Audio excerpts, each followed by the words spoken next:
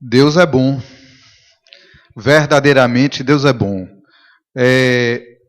Como falaram, eu sou Samuel Farias. Sou de um lugar chamado Campina Grande, lá na Paraíba. Conversando com alguns de vocês, eu já percebo que falamos idiomas um pouco diferentes, apesar de ser tudo no Brasil. Eu vou tentar falar um pouco mais devagar para que vocês entendam minha conversa, porque minha conversa é um pouco cheia de regionalismos. A conversa lá o ano passado eu vim aqui, onde a missão impossível era traduzir o que eu estava dizendo para... Era o que, um dinamarquês que tinha aqui? Norueguês. Como traduzir para o cara? Então eu vou tentar usar uma expressão para comunicar. Se alguém estiver voando, percebendo aí que eu me esqueci de vocês e estou exagerando aí, pode levantar a mão aí que a gente edita.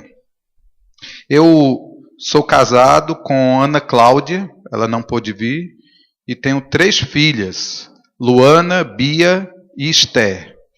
Ficaram por lá. Eu, quando conversando com o Samir sobre este encontro, esta carga, nós conversamos juntos sobre um tema, um versículo que pudesse nortear um pouco do que nós vamos conversar aqui. E surgiu esse versículo aqui, Efésios 1:4. Então, quem está tomando notas, a nossa primeira palavra vai ser sobre o verso, Efésios 1:4. E daqui para o final do evento a gente precisa sair com esse texto bem gravado, memorizado, entendido. Efésios 1:4.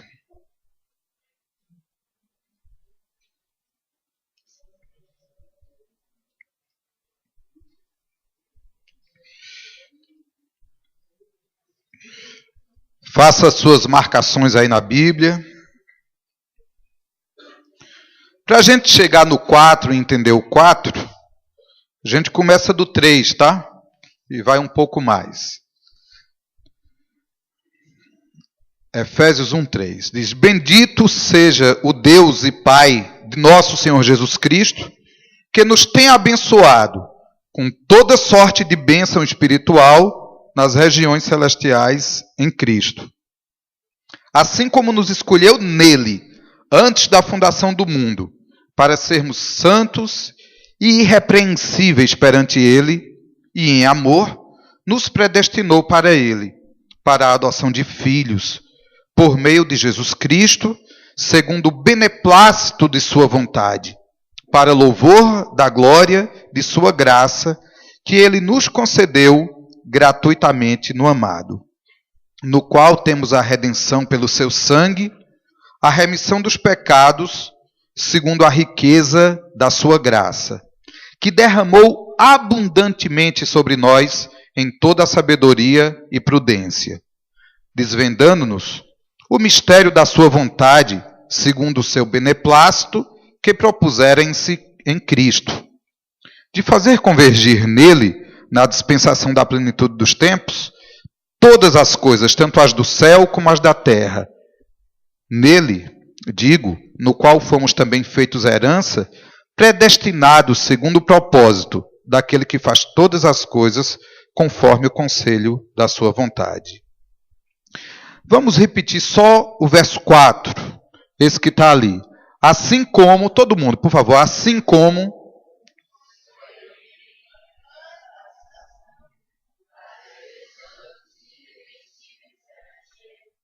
De novo, para a gente fazer o coral.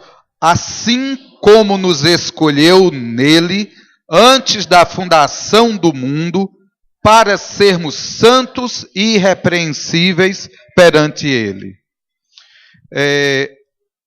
Alguns de vocês estavam contando as horas para chegar aqui. Estavam desejosos de estar aqui. Outros vieram meio que por forçação de barra. Alguém insistiu muito para você vir. Outros conseguiram condições e meios de vir, assim, quase em cima da hora, estão aqui. Independente de como você chegou aqui, que motivação tem no seu coração, alguém planejou esse encontro antes da fundação do mundo. Você foi planejado antes da fundação do mundo. Seus sonhos, seus pensamentos, seu jeito de ser, sua identidade, até o seu físico, até o seu cabelo, foi pensado por Deus. Nós temos um Deus de propósito e não um Deus de acaso. Deus não faz as coisas por acaso. Deus trabalha com um propósito. E Deus tem um propósito para todas as coisas. E nós vamos conversar esses dias aqui um pouco sobre o propósito de Deus sobre a gente. Por que Deus nos criou? Por que nós estamos aqui? Por que é que eu sou assim do jeito que eu sou? Por que é que eu estou passando por essa fase? O que é que está acontecendo comigo? Então nós vamos conversar bastante sobre esse que Ele nos escolheu antes da fundação do mundo. Antes da fundação do mundo, isso deve ser um alarme aí, pode desligar isso. Antes da fundação do mundo, vamos pensar o seguinte: o mundo, aí o cosmos, o universo, aí tudo que há, foi criado por Deus num determinado tempo, num determinado ponto da história. E nós estamos aqui como sendo descendentes de todo esse processo aí que começou lá com Adão, Eva. Depois a geração deles quase toda se perdeu. E a história foi recomeçada com Noé e seus 3 filhos, suas noras. E a gente é descendente dessa turma por aí. Já passamos por muita história. A linguagem se dividiu no mundo por causa da confusão que Deus fez das línguas ali em Babel, e dali separaram-se os povos e formaram as culturas diferentes.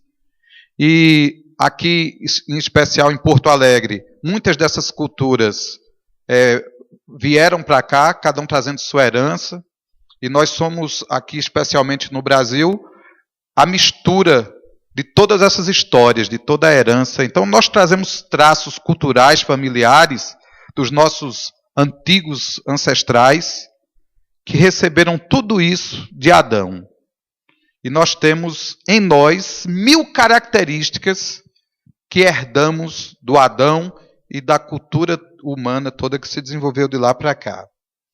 Só que a Bíblia diz que Deus nos escolheu nele, em Jesus. Então tem algo dentro de nós que não tem a ver com cultura, não tem a ver com nacionalidade, não tem a ver com história. Nós temos um link direto com o Criador.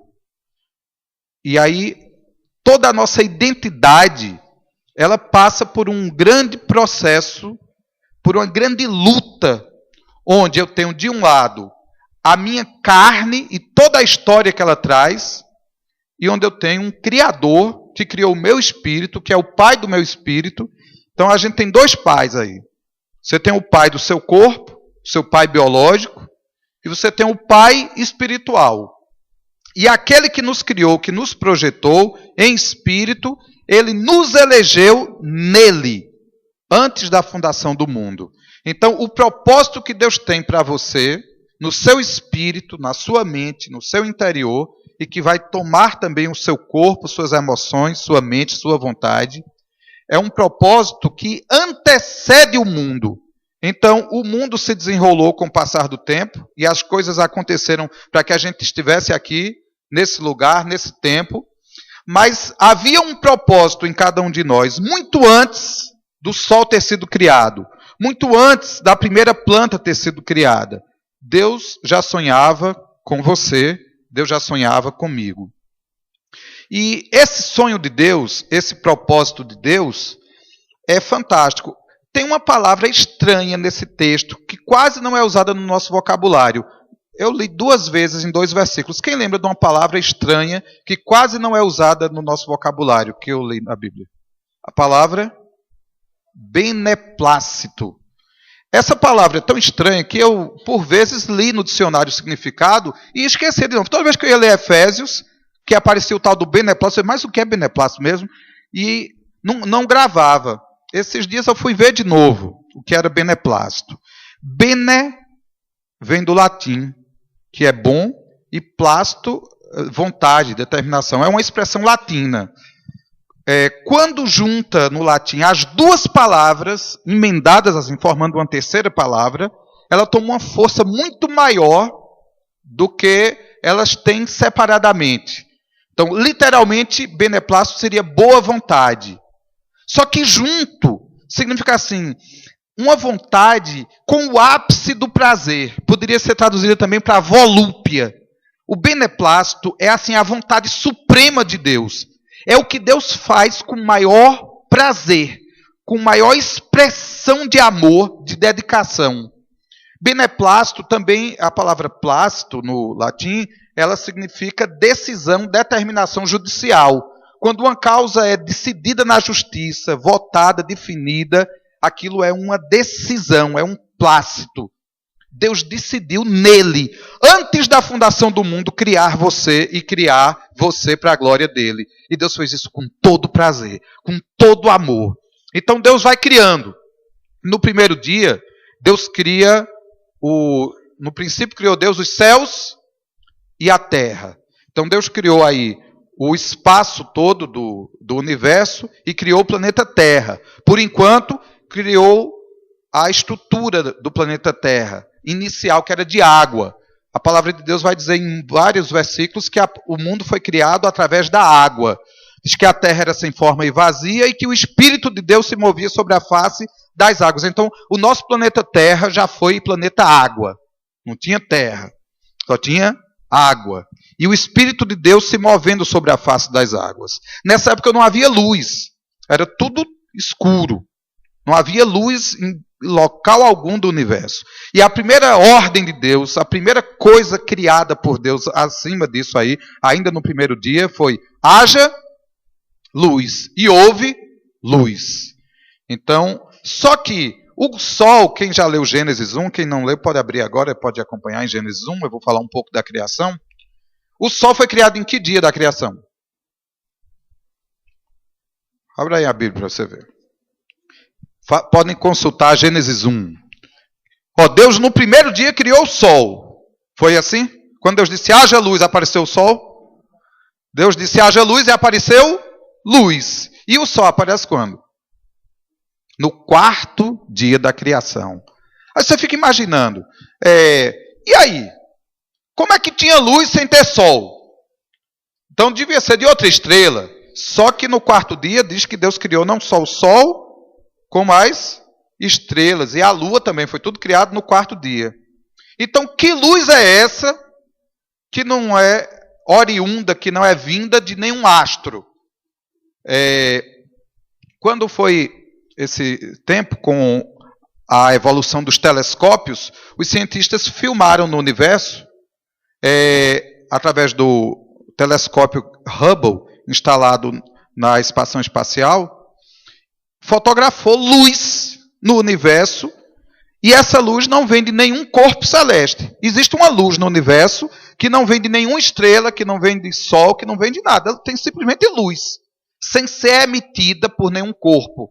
Que a gente aprendeu que existe o corpo luminoso, que emite luz, e o corpo iluminado, o que já recebe a luz e reflete.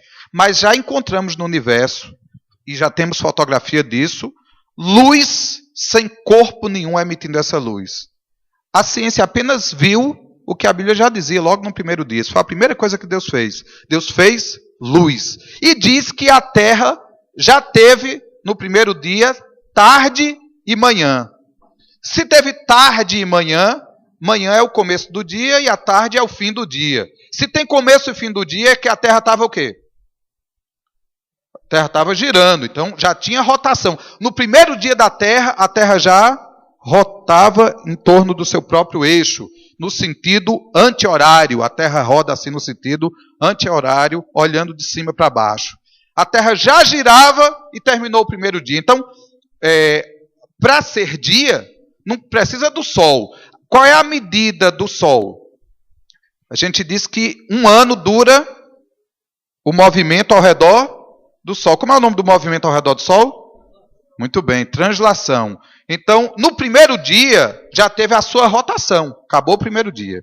Deus criou a terra, Deus criou a água, o Espírito Santo já estava ali e Deus criou a luz e houve luz. Tudo isso é o primeiro dia. E Deus vai criando coisas, aí vai criar o continente. Então, lá no segundo dia, Deus separa a porção seca da água.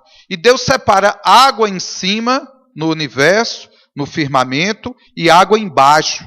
Então, Deus criou ali um grande oceano e um grande continente. A Terra, quando Deus criou logo ela, só tinha um continente gigantesco, chamado de Pangeia. Quem já ouviu falar na Pangeia? De vez em quando você entra na universidade, na escola, no curso qualquer, e eu digo universidade porque tem alguém aqui que está no apoio, já está na universidade. E os adolescentes estão entrando aí no ensino fundamental 2 e no ensino médio.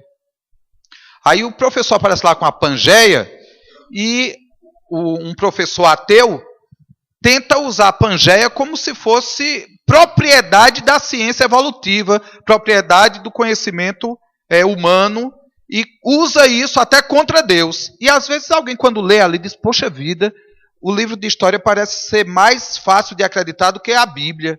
A Bíblia é uma coisa assim tão estranha, e o livro de história fala de uma coisa tão científica. Será que a Bíblia está certa? Será que a Bíblia tem razão? Mas a primeira pessoa que falou da Pangeia foi um cristão. Ele acreditava na Pangeia porque a Bíblia dizia que Deus formou um continente, separou as águas da porção seca. O continente formado por Deus é a porção seca. Anos e anos se passaram para que a comunidade científica admitisse a ideia da Pangeia. A ideia de que a nossa crosta terrestre tenha sido um dia um continente só. Mas quando Deus criou aquele continente, Deus estava pensando na gente. Estava pensando em quem ele ia colocar ali. Deus criou a luz, e Deus criou a água, e Deus criou o continente. Gente, tudo isso foi criado por Deus para garantir a nossa vida. A perfeição é tão exata que nós precisamos da crosta terrestre exatamente da espessura que ela é. Se a gente tivesse uma crosta terrestre mais espessa, mais grossa, não teria vida na Terra. Se ela fosse mais fina, não teria vida na Terra. A crosta terrestre ela é do tamanho que ela precisava ser. E nós temos uma cobertura de água na Terra em torno de 75% de água. Eu achava antigamente que era um desperdício. Por que Deus criou tanta água? Podia ter mais terra, podia ter mais espaço. E recentemente eu vi uma reportagem dizendo a importância de ter 75% de água na Terra. Se não fosse essa água toda, o universo não garantiria sobrevida da Terra. Por quê? Porque nós precisamos de equilíbrio térmico. E a água esfria muito aqui no sul. E essa água fria é levada por correntes oceânicas e é aquecida pelo calor que vem lá da região do Equador. Eu estou mais lá para a região do Equador, né? Vocês estão aqui mais perto do trópico e polo, e eu estou lá mais perto do Equador. Então, para que esfrie lá, a água é quem leva o frio e aquece um pouquinho. Essa mudança de água para lá e para cá, essas correntes, tanto do ar como da água, é que resfriam o planeta para garantir vida na Terra. Se o planeta fosse frio demais ou quente demais, a gente não teria o equilíbrio. E as estações do ano são garantidas no dia que Deus criou a Lua. E diz lá no quarto dia que Deus criou a Lua para marcar as estações, para marcar tempos. Anos depois, a ciência descobriu que só existe estações do ano por causa da Lua. A Lua tem 25% do tamanho da Terra. A massa da Terra e a massa da Lua é na relação de 1 para 4. A Terra equivale a 4 luas. E a Lua está num canto tão exato que se ela estivesse mais distante, ela não ficaria em órbita. Ela desapareceria. E se ela estivesse mais perto, ela se chocaria com a Terra. Ela está no lugar certo. E a gravidade da Terra atrai a Lua. E a gravidade da Lua atrai a Terra. Por isso é que nós temos os eventos das estações do ano. Porque a Lua está ali, o eixo de rotação da Terra não é reto. O eixo da rotação da Terra é inclinado em 23,5 graus. E essa inclinação do eixo da Terra é que faz com que, agora, por exemplo, em 23 de setembro, daqui a alguns dias, o eixo sul vai estar voltado para o Sol. Então, será o período, a partir daí começa o período mais quente. Em junho, quando o eixo sul estava contra o Sol, nós tínhamos os dias mais frios. E aí, a gente tem dias onde o eixo está em direção ao Sol, são os equinócios. São períodos interessantes. Aí, quando chega no verão, a gente começa em setembro, é a primavera, quando chega no verão, aí o eixo volta-se ao máximo para o Sol. Então terá o dia mais quente do ano por volta de 23 de dezembro, aqui no Sul. Enquanto está muito quente aqui no Sul, lá no hemisfério norte, estão comemorando o Natal com neve. Por que lá tem neve e aqui tem sol? Porque o eixo de rotação está inclinado. Só que tem plantas que só florescem depois do inverno. Tem plantas que só florescem na primavera. Tem plantas que só florescem no verão. Então, a existência das plantas depende completamente dessas estações. E a existência da gente depende dessas plantas. Porque a gente se alimenta delas. E tanto as plantas usam o sol para fazer o quê? Como é o nome daquele processo que a planta faz usando o sol? E é na fotossíntese que a planta produz açúcar. E é esse açúcar que a gente come. E açúcar para a gente é igual a gasolina para um carro. A gasolina é o nosso combustível. De onde vem aquela energia? Do sol.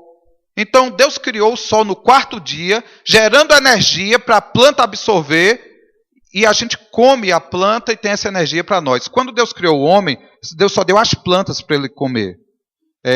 Os homens foram criados vegetarianos.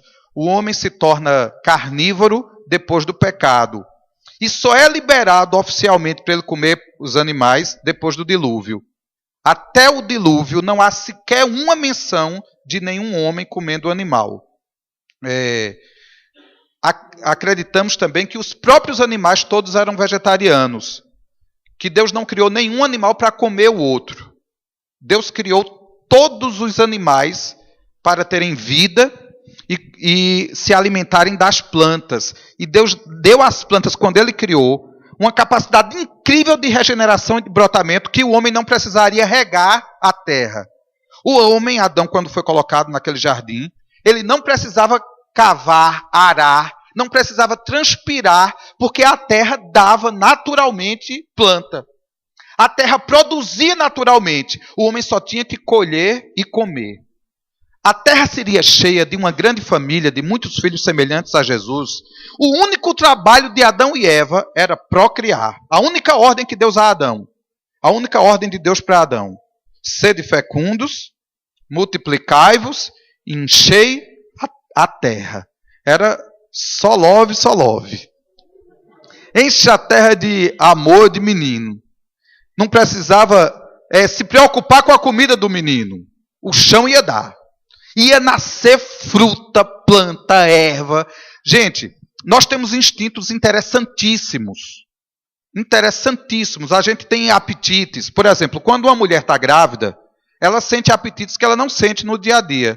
Não tem o desejo da mulher grávida? Aqui no sul tem o desejo da mulher grávida. Lá no Nordeste, a mulher tem cada desejo estranho. Porque tem uma fruta que não dá naquela época e ela tem o desejo de comer exatamente aquela fruta, né? A gente tem que buscar aquilo ali onde possa encontrar. Qual é a ideia do desejo? É porque é o seguinte, o nosso cérebro consegue sentir o desejo certo de acordo com a necessidade fisiológica da gente. Então, não tem dias que você está com muita vontade de comer uma coisa doce, tem outro dia que você está com vontade de comer uma coisa salgada, e tem dia que você não sabe o que você está com vontade de comer. Aí você abre a geladeira e fica, que é, meu Deus? Até que você vê aquela coisa que você sabe que é aquilo, né? Esses desejos que aparecem na gente têm a ver com as nossas necessidades. A gente tem necessidade de fósforo, de potássio, de ferro. Já foi bem documentado um instinto que crianças subnutridas têm, mulheres grávidas, de comer barro. Minha mãe, quando estava grávida de mim, ela quebrou a tampa do filtro de barro para comer um pedaço. Esse instinto é chamado geofagia. Crianças que têm ascaris lumbricoides, a famosa lombriga, também têm vontade de comer terra. E isso tem a ver com as necessidades nutricionais da gente, porque na terra tem elementos químicos, porque o homem foi feito do pó da terra. E quando a gente morre, diz lá em Eclesiastes 12:7, o pó volta para o pó que o era, e o espírito volta para Deus que o deu. E nessa natureza, as coisas estão se reciclando. Deus fez a gente dos mesmos elementos do pó da terra. Não foi assim, Deus criou um bonequinho de barro, uma mulenga ali de barro, e depois soprou assim nele. A Bíblia não diz que Deus fez um boneco de barro. Diz que Deus fez o homem do pó da terra. Ou seja, os elementos do pó da terra, fósforo, nitrogênio, potássio, zinco, tudo isso foi a matéria-prima que Deus usou para criar a gente. Deus não foi buscar lá no céu ou em outro lugar do universo elemento para criar a gente. Deus criou a gente com os mesmos elementos que ele já tinha criado quando fez o pó da terra. Quando fez a matéria do continente. E então criou a planta absorve por sua raiz esse elemento, e a gente come a planta. E Deus criou tudo perfeito e harmonioso. Não tinha animais carnívoros, não tinha morte. Deus não criou a morte, Deus não programou a morte, Deus programou a vida. Deus criou tudo harmonioso, maravilhoso. Deus criou tudo perfeito. Gente, olhar para um ambiente como esse, talvez vocês já estejam acostumados, porque vocês veem isso sempre. Mas para mim, que sou acostumado com uma paisagem mais seca, aqui eu me sinto aqui no paraíso, eu me sinto aqui no Jardim do Éden. Olha o jardim desse aqui, que coisa maravilhosa. Só que isso aqui é o que sobrou da perfeição original. Deus criou tudo perfeito. Tudo Deus criou maravilhoso. Aqui a gente tem uma relação estranha com frio e calor. Lembra que eu falei ainda há pouco que no terceiro dia Deus separou a água em cima e embaixo? Nós acreditamos que tinha uma camada de água ao redor da Terra, como são os anéis de Saturno. E isso geraria um efeito estufa que aqueceria a Terra na temperatura ideal. O homem viveria em qualquer lugar desse continente criado originalmente numa temperatura ideal. Ele nem precisaria ter que se refrescar, nem ter que se aquecer. Por isso ele foi criado nu. Ele não precisava de roupa e não precisava de pelo. Ele foi criado isotérmico, com a mesma temperatura do ambiente.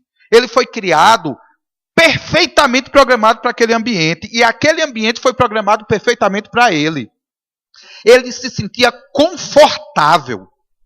Ele tinha uma musculatura tão perfeita que ele não precisava de travesseiro, de cama. Ele podia dormir em qualquer lugar ali. Ele não tinha escoliose, lordose, dor lombar, problema no joelho, estiramento de ligamento. Ele era perfeito. E quando Deus criou Eva, a partir de uma costela de Adão, o que foi que Deus tirou da costela de Adão? Material genético. Né? Todo o DNA que tinha em Adão, Deus usou e que criou um cromossomo a mais ali, um X a mais.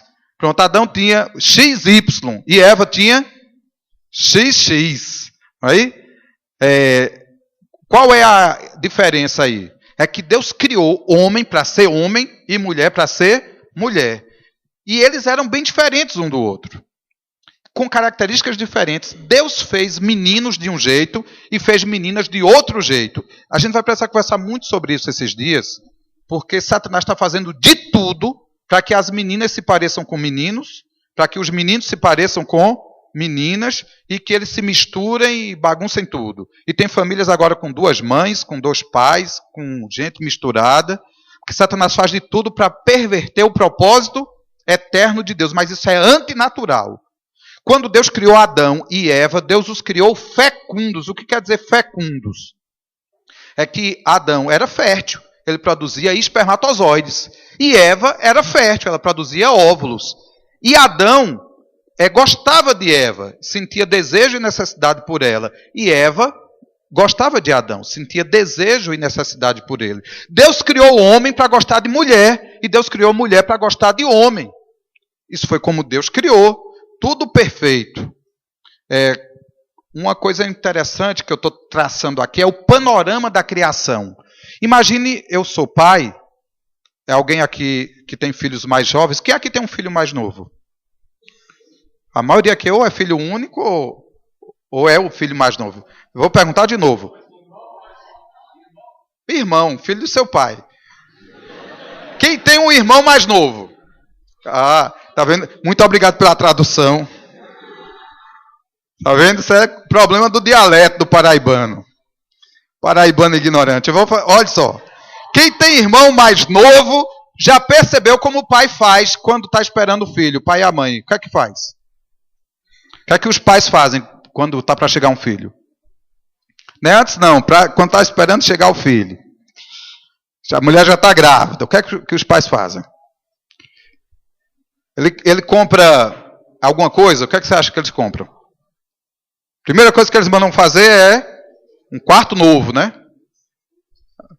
Faz um quarto novo para você, para sobrar o seu berço antigo pro pirralhinho que vai nascer, né? Ou não. Tem pai que faz tudo novo. Queria um ambiente completamente diferente. Aí sai comprando fraldinha, roupinha. Se é menino, aí compra tudo azul. Se é menina, compra tudo cor de rosa. Aí vai juntando ali. Tem pai que é tão prevenido que até o leite começa a comprar, começa a estocar leite nenhum. O pai prepara com muito carinho, de modo que quando a gente nasce, tem ali uma lavanda, Johnson, tem ali um shampoo para a pele, tem ali um cotonete especial para limpar o umbigo, tem ali tudo é bem feitinho. Gente, quando Deus estava criando a terra, o universo, o sol, os planetas, Deus estava igual um pai criando e uma mãe criando um enxoval para a chegada do seu filho. Deus criou tudo com muito amor. O que é que Deus diz no final de cada dia da criação? Quando ele terminou de fazer o primeiro dia, leia aí na Bíblia o primeiro dia. E eis que era bom. No segundo dia, era bom. No terceiro dia, no quarto dia, bom. No quinto dia e no sexto dia. Que a diferença só do terceiro dia já tem planta. No quinto dia, o sol já foi criado no quarto. O que vem de novidade no sexto dia é o reino animal, tá? Deus cria o reino animal no sexto dia. Porque o reino animal precisa de tudo isso que foi criado antes para ele poder sobreviver. Então, Deus cria todos os animais no iniciozinho do sexto dia. Deus só precisava de um segundo para criar um zoológico completo. Puf, está criado. Então, quando Adão foi criado no sexto dia, os bichos já tinham sido todos criados. E nos primeiros segundos daquele dia, a mente de Adão já foi programada para reconhecer tudo. Adão só tinha 1 segundo de vida, mas ele já sabia andar, falar, pensar, reconhecer o seu Criador, reconhecer o que era planta, animal. Ele foi criado com uma biblioteca. Deus colocou um chip nele de informação. Deus criou Adão, apesar dele ter 1 segundo de vida, ele tinha uma idade aparente de uma pessoa formada, de uma pessoa, ele já era fecundo no primeiro dia, ele não era um pré-adolescente, ele não estava na fase da puberdade, Adão não passou pela infância, Adão foi criado adulto, um adulto jovem, até porque ele só tinha 1 segundo, mas ele era adulto, formado, responsável, capaz, apto para criar um idioma inteiro. Ele tinha elementos de uma linguagem, uma capacidade de se comunicar com os animais. Toda a criação foi sujeita a ele, todos os animais, inclusive todos esses dinossauros que a gente encontra nos fósseis. Qual é a prova bíblica disso? É que a Bíblia diz assim, que por um homem entrou o pecado no mundo, e pelo pecado a morte. Então só entrou morte no mundo através de quem? Como é o nome do cara por quem entrou o pecado no mundo? Adão. Então antes de Adão não existia morte na terra. Olha o que Deus disse no dia que ele terminou de criar Adão. E eis que era quando terminou de criar a terra. No sexto dia, depois que Adão estava pronto. Qual a última coisa que Deus diz no verso 31 de Gênesis 1? E eis que era muito bom. O que é muito bom? Muito bom, sabe o que é? Beneplácito. Está pronto! Concluímos! Ficou extraordinário. Ficou joia. Na minha terra o povo diz assim, ficou massa. Aqui diz isso? Massa. O povo lá gosta tanto de massa. Quando uma coisa é muito boa, diz, rapaz, isso é massa. Isso é joia. Isso ficou maravilhoso. Deus estava entusiasmado. Então Deus não criou nenhum bicho para morrer ali. Tem gente que acha que os 6 dias da criação foram milhares e milhares de anos, que os dinossauros foram extintos há 65 milhões de anos, que quando Adão nasceu, os dinossauros todos já tinham morrido. Mas se isso for verdade, o texto que diz que por um homem entrou o pecado no mundo e pelo pecado a morte, estaria incorreto. Só morreu depois que Adão pecou.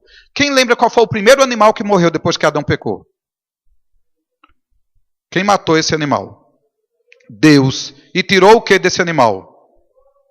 Tirou a pele do animal para fazer uma roupa para Adão e para Eva. Porque Adão e Eva se vestiram com folhas de... Folha de quê? Só não foi dessas plantas daqui que não tem folha direito. Como é o nome dessas plantinhas que tem aqui? Pinheiro do Paraná, araucária angustifolia. Como é o nome dessas plantinhas que as folhinhas... gente, Deus criou tudo perfeito. E o sonho de Deus incluía você.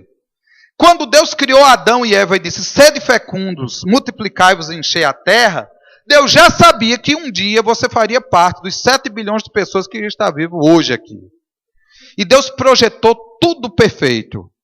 Pena que de lá para cá, nossos ancestrais perturbaram muito a ordem das coisas criadas. Começando de Adão até os avós da gente, a terra vem sendo assolada, danificada, prejudicada. O que sobrou da criação é apenas vestígio. Lá em Romanos 8 diz que a criação geme na expectativa da manifestação dos filhos de Deus. Porque tudo nessa terra está errado. A única coisa nessa terra que está certo é quando uma criatura se volta ao seu Criador. E a natureza geme na expectativa que os filhos de Deus se manifestem. Que as pessoas reconheçam a Deus e passem a buscar a Deus e passem a viver para Ele. Porque por Ele, por meio dEle e para Ele são todas as coisas. Então não existe acaso, você não está aqui por acaso, você não veio a esse evento por acaso. Existe um Deus Todo-Poderoso, Criador de todas as coisas, que criou tudo com um propósito eterno. Mas qual é esse propósito eterno? Deus nos criou para quê? Não foi para sermos mais uma criatura na prateleira de suas coleções. Deus nos criou com um propósito eterno.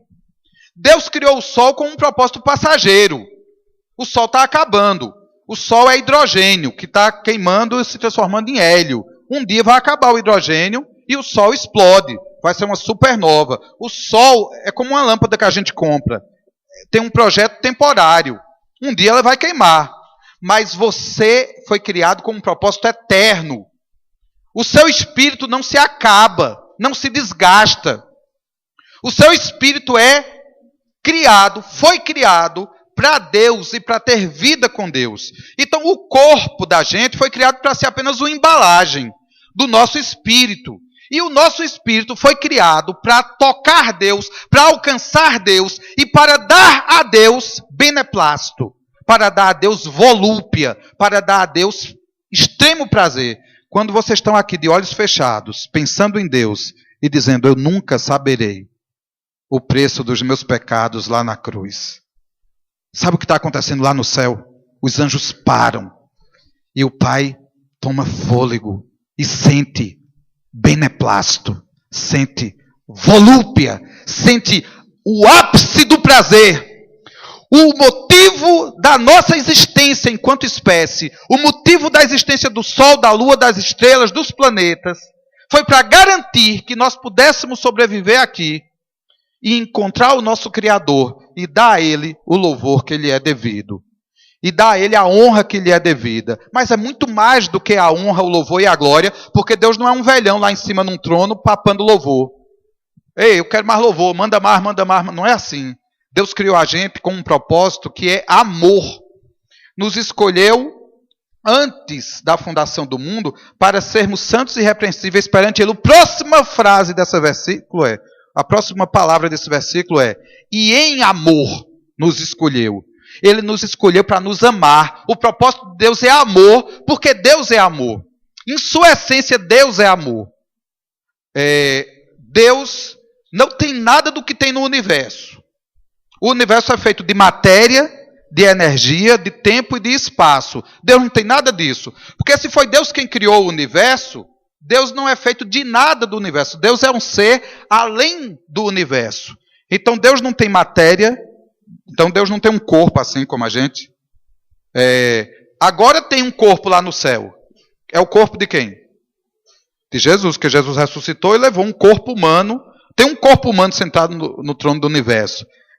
O corpo de Jesus Cristo. Mas imagine aqui a essência de Deus. Antes da fundação do mundo, Deus não tinha tempo, Ele é eterno. Deus não tinha espaço, Ele é ilimitado, infinito. Deus não estava preso a espaço. Deus é onipresente, é onipotente. Deus não tem uma energia que vai se acabando. Deus é a plenitude da força. Deus é a onipotência. E esse Deus Todo-Poderoso não precisa de nada nem de ninguém. Ele é autossuficiente. Ele pode ser autossuficiente, eu não. Porque se qualquer um de nós aqui disser, a partir de hoje eu vou ser independente, e você sair daqui, pega um carro e sai, opa, um carro não, se você é independente, como é que você vai colocar gasolina nesse carro? Você tem que precisar de alguém que abastecesse o seu carro, um posto precisa ser abastecido. Esse posto já recebe da Petrobras ou de outra companhia petrolífera. A gente não poderia ser independente. Todos nós precisamos um do outro, precisamos da natureza. O único que é de verdade independente, o único que de verdade tem autossuficiência é Deus. Deus não criou a gente porque precisava da gente. Deus criou a gente por amor. Nós precisamos dele, ele não precisa de nós. Mas por amor, Deus decidiu, Deus deliberou, eu vou ter uma família. E quando Deus criou Adão, Eva, e por conseguinte criou a todos nós, Deus queria uma família de filhos semelhantes a Ele. É onde entra a santidade. Ser santo é ser igual a Deus. E o que é legal na santidade? Eu estava meditando hoje de manhã sobre isso, fiquei pensando, imagina que você ganha um iPhone 5, desse novo, 5S. Você ganha do seu pai. Chega aquela caixinha com um iPhone. Quem gosta desse presente aqui? Que quase ninguém gosta de celular, né? Um iPhone 5S.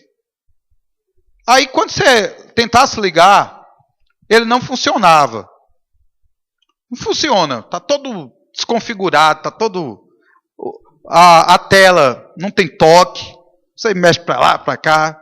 Nada está funcionando.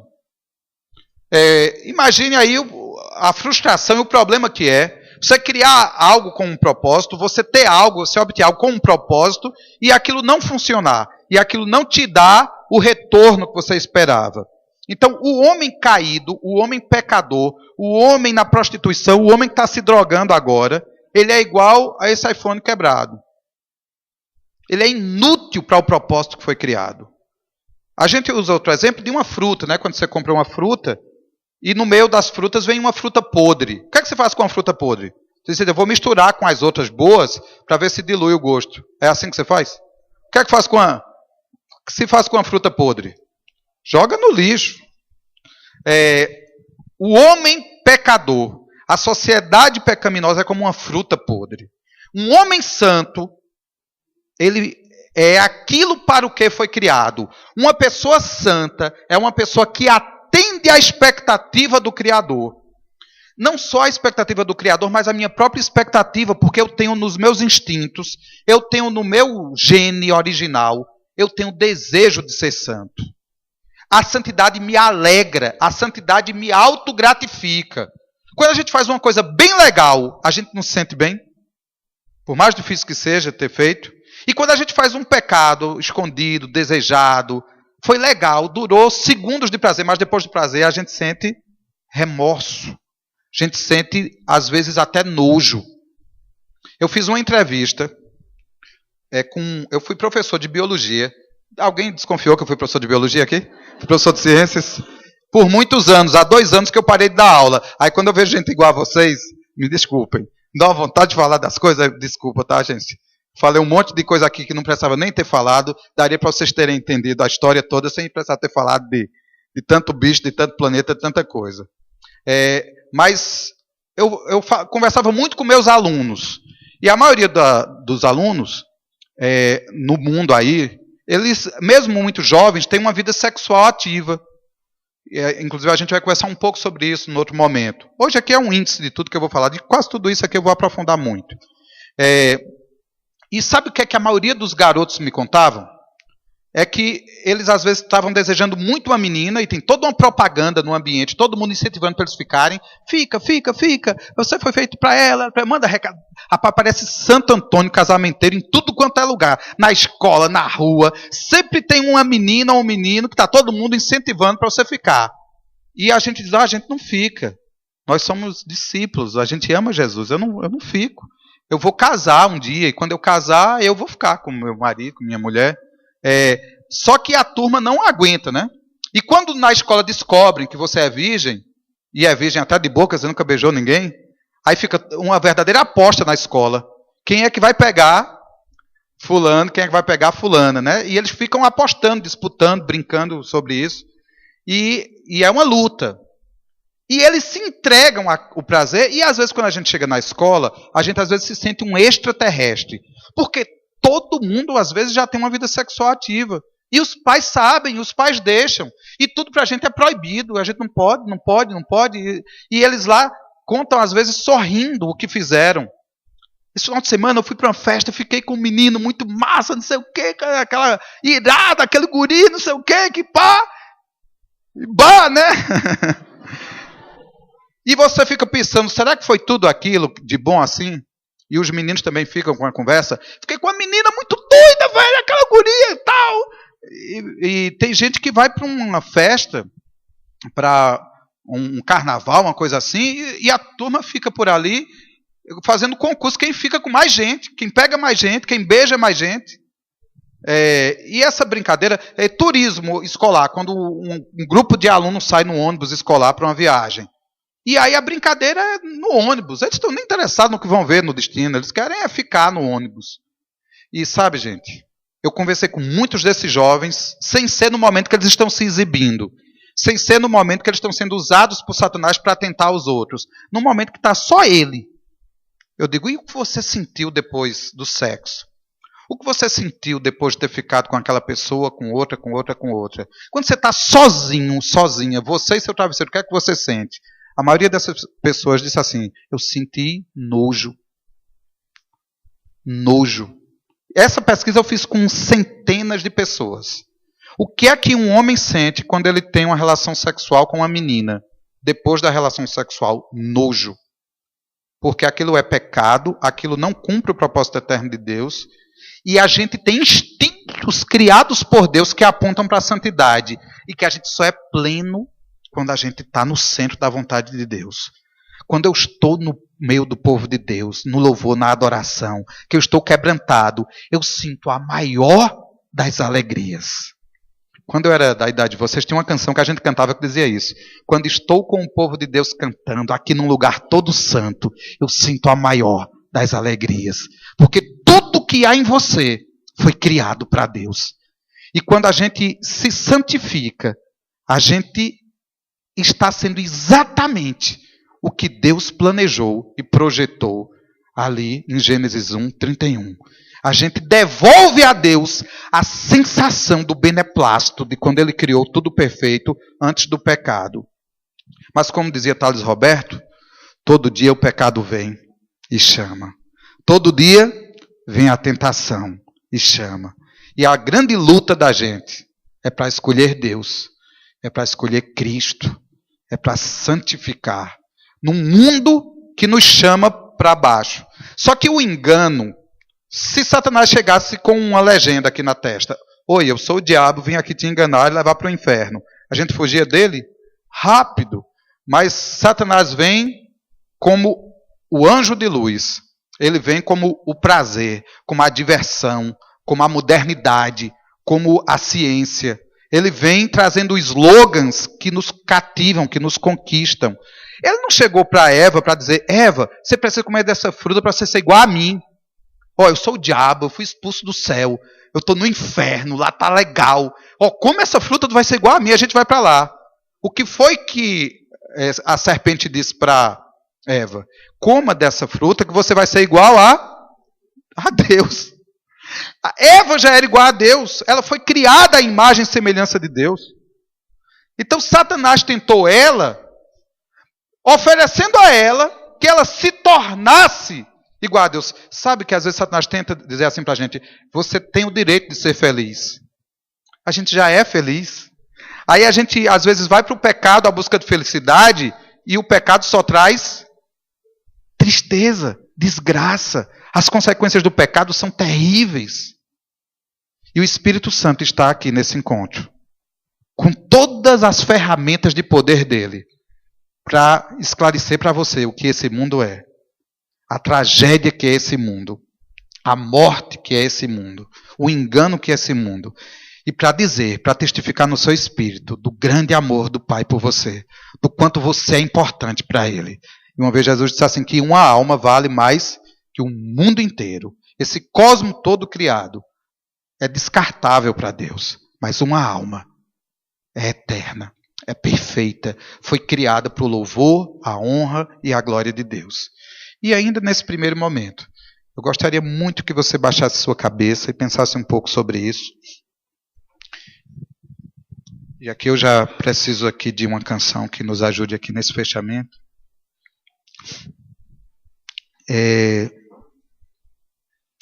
Espírito Santo, usa a tua palavra e traz aqui em cada coração aquilo que o Senhor está querendo mostrar para eles, Senhor. O que foi que o Senhor projetou e planejou antes da fundação do mundo? Com certeza não foi essas turmas de homossexuais, de lésbicas. O Senhor não planejou o crack, o Senhor não planejou o sequestro, o estupro, o assassinato. O Senhor não planejou a luta pela sobrevivência, o predatismo. O Senhor planejou vida, o Senhor planejou amor. O Senhor nos projetou para sermos família e ser igual a você, para poder ser seu amigo. E poder ser igual a você para poder te amar e ser amado por ti. Que propósito lindo de amor, Senhor. Uma família de muitos filhos semelhantes a ti. Para tua volúpia, para teu beneplácito, para teu prazer. E para o nosso também. Pois o ápice do nosso prazer é te louvar. O ápice do nosso prazer é estar nos átrios do Senhor. O salmista dizia no Salmo 84 assim: mais vale um dia na tua presença do que 1000 em outra parte qualquer. Pois eu quero te pedir, marca esse encontro, Senhor. Que os dias de tua presença aqui sejam marcados. Marca esse lugar com a essência do amor, com o cheiro do teu amor. Senhor, marca nas lembranças, na memória de cada um desses adolescentes, o teu amor. Cria um ambiente aqui, Senhor, que eu não posso criar com minhas palavras, que os músicos não podem criar com suas canções, mas que o teu Espírito pode alcançar, ativando em nós tudo que em nós depende e espera por ti. Os homens que não foram batizados ainda, que não têm o Espírito Santo, se sentem vazios, sem resposta, estão em crise de identidade. Mas aqueles que te conhecem, que te amam, que vivem para ti, que foram colocados em Cristo, estão no ápice do prazer. Nos ajuda a entender o teu propósito, a entender o motivo da criação, a entender a perfeição da criação. Tu és, Senhor, Deus Todo-Poderoso. Arrebata os nossos corações aqui. Eu queria que você ficasse pensando sobre você, quem você é. Você não é o fruto da evolução de milhões de anos de acaso, do erro dos dinossauros. Você não é fruto de um namoro às pressas do seu pai e sua mãe e você nasceu por acaso. Você não é isso. Você existe porque Deus te criou e te criou com um propósito eterno. Não sei como você se sente. Eu não sei como você chegou aqui. Talvez até você nem se aceite bem como você é, porque você está olhando demais para o seu corpo. Mas você não é esse corpo. Você é um espírito que possui uma alma e habita num corpo. Você é eterno. Você é mais importante do que todo ouro, toda prata, todo o universo, mais importante do que o sol, a lua, as estrelas. Você é especial para Deus. E eu queria convidar alguns de vocês aqui, aqueles em quem o Espírito Santo tocar, que eu quero já nesse primeiro momento orar por vocês aqui. E quem o Espírito Santo trouxer aqui, trazendo uma revelação de amor, uma revelação de carinho, de manifestação de sua graça. Sei que alguns estão aqui exatamente no centro dessa luta, sendo convidados pelo mundo para desagradar a Deus e lutando para permanecer em Cristo, para permanecer nas coisas de Deus, mas está difícil. Eu queria orar por você já aqui no encontro, abençoar esse encontro aqui. O Senhor vai falar profundamente com você por todos esses dias. Nós precisamos dar respostas a Deus. Deus fala com a gente precisa responder a Ele. Então, aqueles em quem o Espírito Santo tocar, enquanto nós cantaremos uma canção aqui, queria que vocês se ajoelhassem aqui na frente, para que eu pudesse interceder por vocês, marcando assim, já de início, esse tempo na presença de Deus.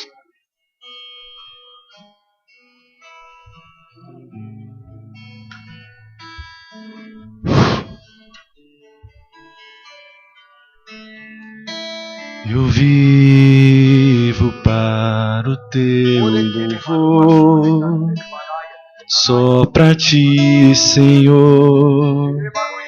Eu vivo para tua glória. Eu vivo para te adorar, só para te exaltar. Eu vivo pra tua glória. Eu vivo pra te dar a honra. E com meus lábios te dizer que eu te amo, Jesus. Eu te amo, Jesus. Jesus, te amo, mas tu me amaste primeiro. Amor tão puro, santo e verdadeiro, vestido por mim na cruz. Eu te amo, Jesus.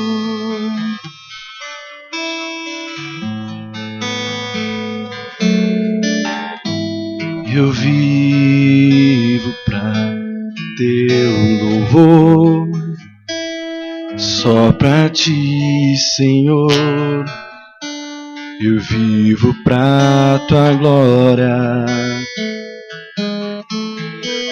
Eu vivo pra te adorar, só pra te exaltar. Eu vivo pra tua glória.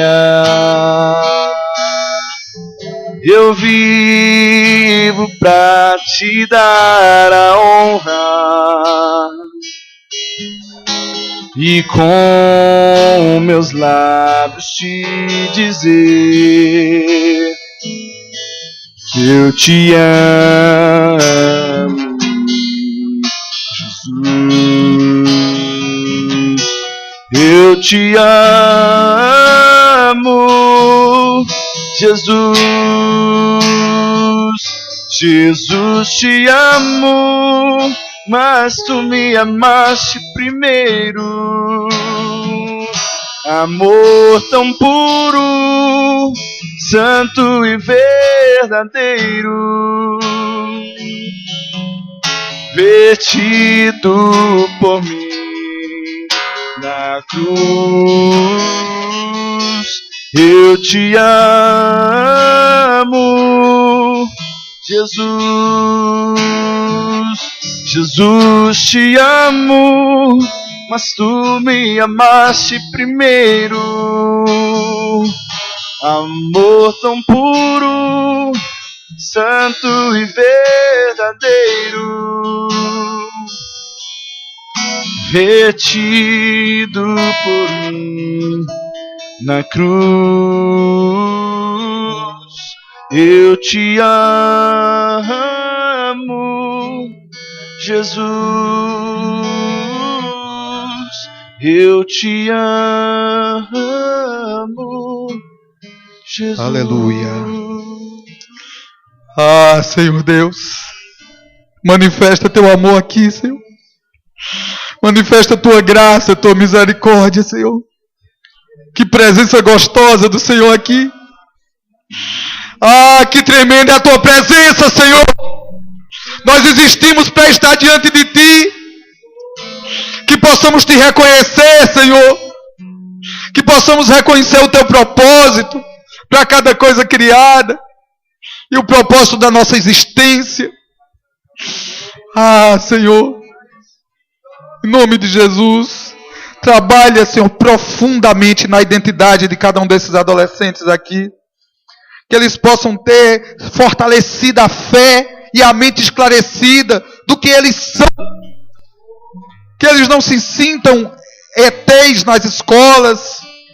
Que eles se sintam profetas do Deus vivo, filhos do Deus Todo-Poderoso. Que se sintam livres e plenos para testemunhar com ousadia, com intrepidez sobre o que eles são. Os outros que estão errados, os outros que estão mortos. Ah, Senhor, revela a vida do Cordeiro colocado em cada um desses teus filhos, Senhor. Como o Otto falou, eles são a igreja. Eles são o povo de Deus. Eles são aqueles que dão a Deus a volúpia, o beneplácito, a satisfação. Os olhos do Senhor estão sobre a vida de cada um deles. Seus cabelos contados. Ah, Deus, e tu sabes porque tu fizeste cada um do jeito que tu fez. Revela para cada um o teu amor e o teu propósito. Revela para cada um o que tu queres. Faz segundo a tua vontade. Cuida, Senhor, de cada vida dessa. Tira toda a amargura, toda a lembrança ruim.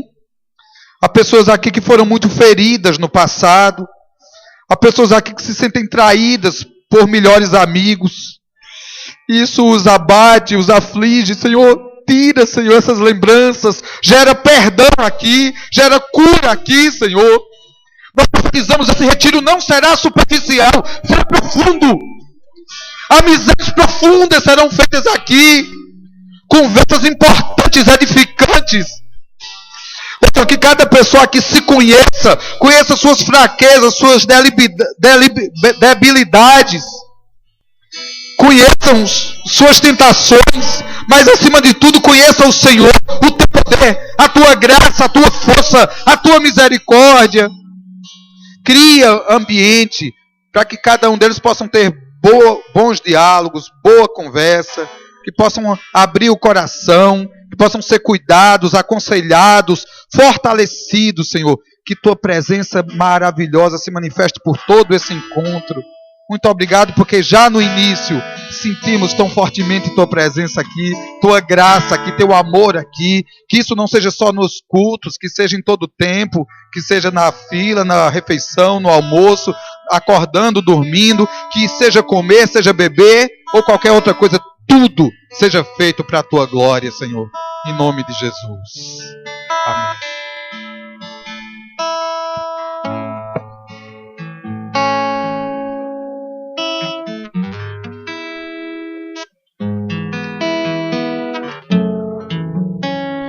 Já pudemos perceber o amor de Deus nesse primeiro tempo juntos, amém?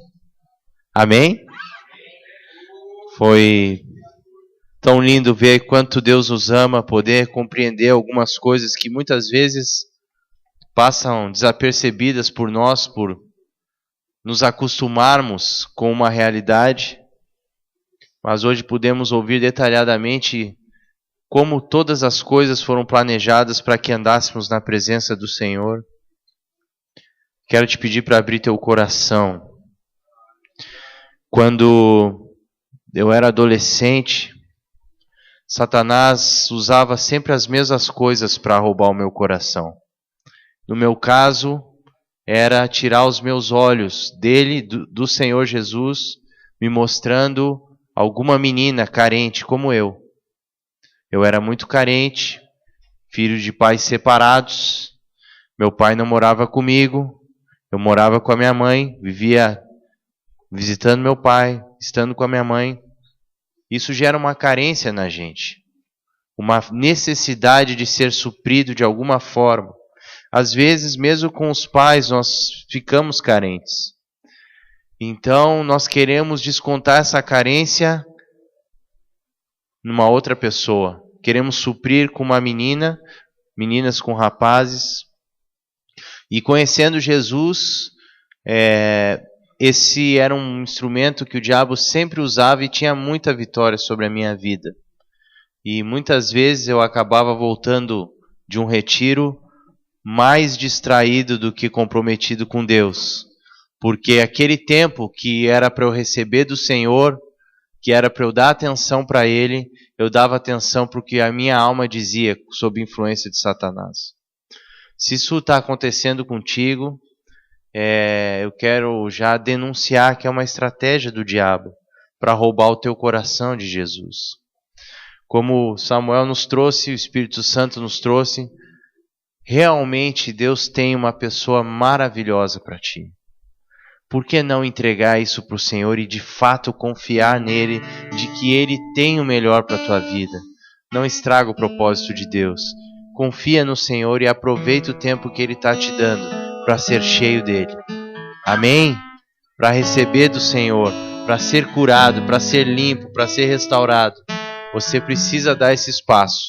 Que Deus, Ele é amoroso, Ele não impõe, Ele nos convida. Amém, queridos?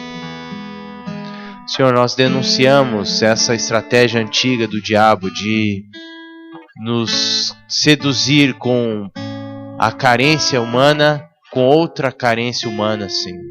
Pedimos a Ti, Senhor. Aliás,